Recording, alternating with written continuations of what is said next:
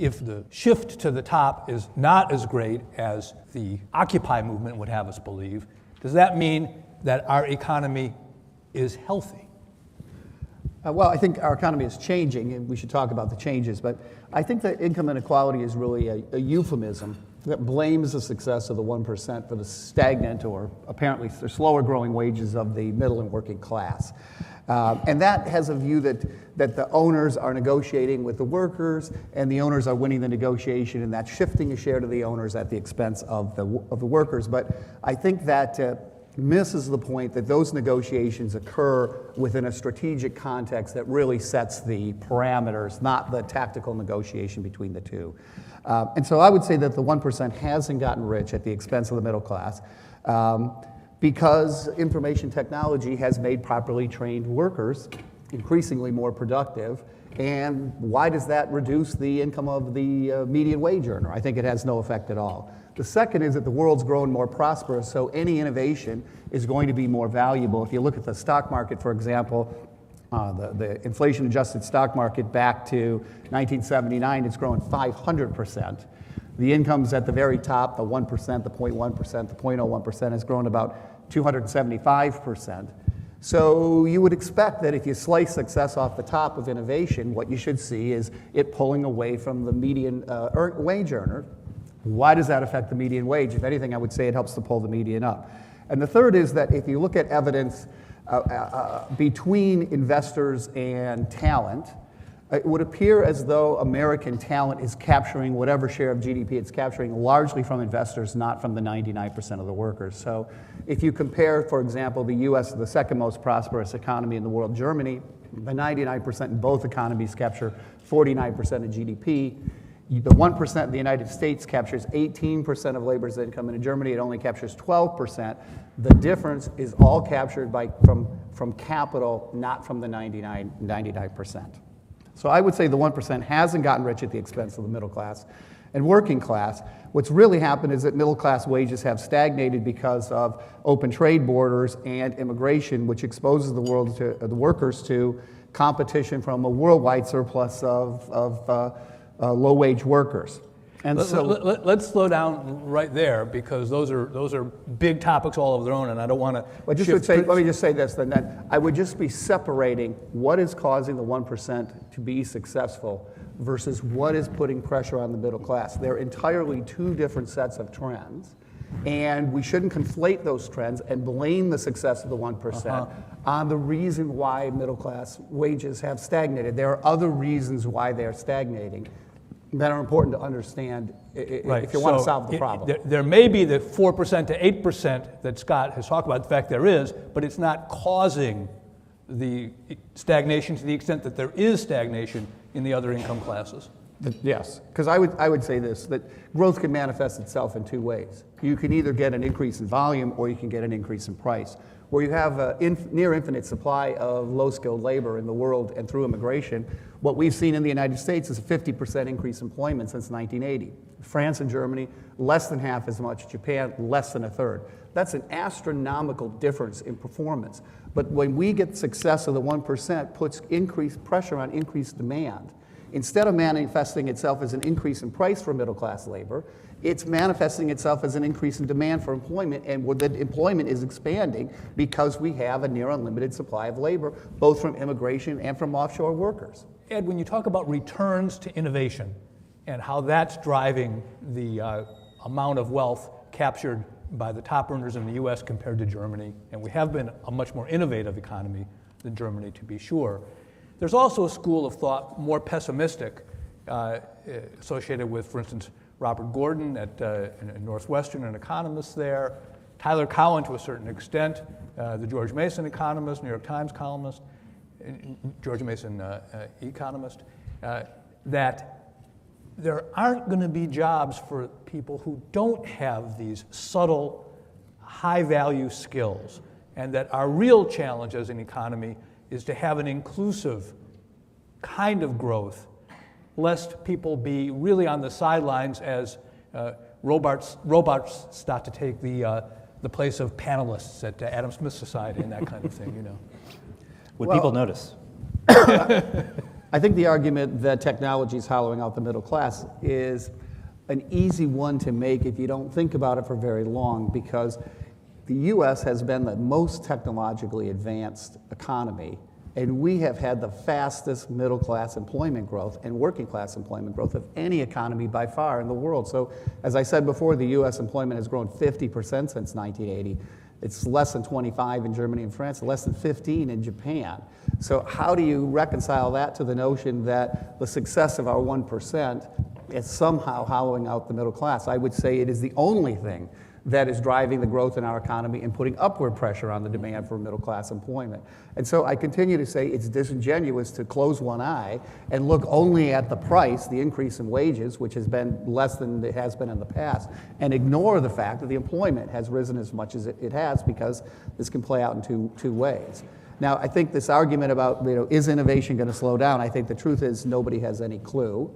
And the trends are over the long run have been outstanding, and over the last 25 years have been outstanding. So a lot of this is based on the last couple of years where risk-taking slowed down in the recession. I think the data is way too early to tell. And I would say on the one side of the equation, I think technology is driven by the number of researchers you have. The number of the productivity of researchers does seem to be declining. We need more and more researchers per unit of innovation. We have a limited supply of people who are capable of being researchers. And so I think if you look at those trends, you'd find a certain amount of pessimism. But I think on the other side, the cost of creating information technology-related innovation has gone way down. You can create WhatsApp and Instagram, billions of dollars in value with a couple of guys and almost no capital investment, whereas in the 1950s you had to build a whole network of auto plants and Procter & Gamble mass manufacturing plants. You don't have to do any of that anymore. And as a result, I think what you have seen is that a much greater share of our most talented workers have moved into the innovative, startup, entrepreneurial sector of the economy than in the past. And people look and say, well, the number of startups has declined. But if you look at the number of startups, they're overwhelmed by mom and pop restaurants and retailers. And that segment of the economy has been largely consolidated in the United States. We have much less of that now in the US than we had in the past. And relative to other countries, so the Walmarts of the world and the Amazons and the Olive Gardens of the world have really been very, very successful there. And if you look at venture capital funding, for example, people always point to 2000, which is an astronomical peak, but the venture capital funding was about $100 billion at that time. Today, Google, Facebook, Apple, Amazon, companies that weren't even around in 2000 really in any force, spend about $60 billion in research and development, venture capital spending about $50 billion in venture capital. We're spending more today than we were in 2000. So in effect, you're saying that the innovation that's happening at the top of the economy is the hope for the middle class, but there's no sure things in the world of creative destruction. And I think the only thing there never has been. And what's driving our growth today is innovation, and what drove it in the past was capital investment into manufacturing to capitalize on the economies of scale of mass markets that we opened up in the 1950s, and we educated, saturated our population with education and found talented people that were uneducated that turned out to be very productive. And so those things have gone away, and they've been replaced by largely innovation, which might be a very tough road to hoe, but it is the road that we are going to have to hoe in order to grow our economy. Right. Real quick, Ed,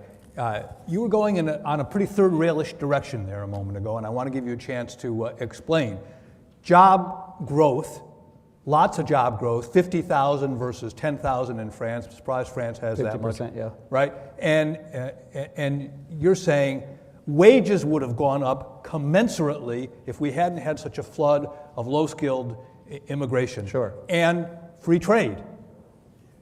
Are you proposing to limit either of those? Because I think that would be a surprise. Yeah, well, I'd say yes, and I've come to that conclusion very, very reluctantly, and I've resisted it every step of the way. But I think there's two choices, unfortunately. One is you tax successful risk-taking, and that slows risk-taking and growth, and that slows demand for middle-class wages and employment, and that increases the demand to tax successful risk-taking, and you get in this negative loop, which is very good for liberal politicians. And I think also we let liberal politicians get away with, on the one hand, supporting immigration, On the other hand, wringing their hands about stagnant middle class wages, denying that there's any link between the two, making it verboten to talk about it publicly.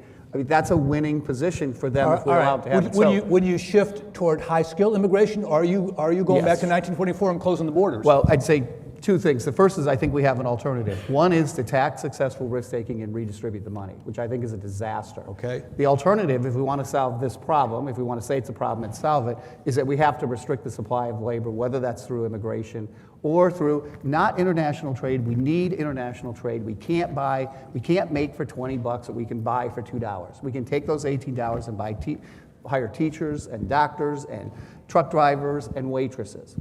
There's a difference between international trade and trade deficits.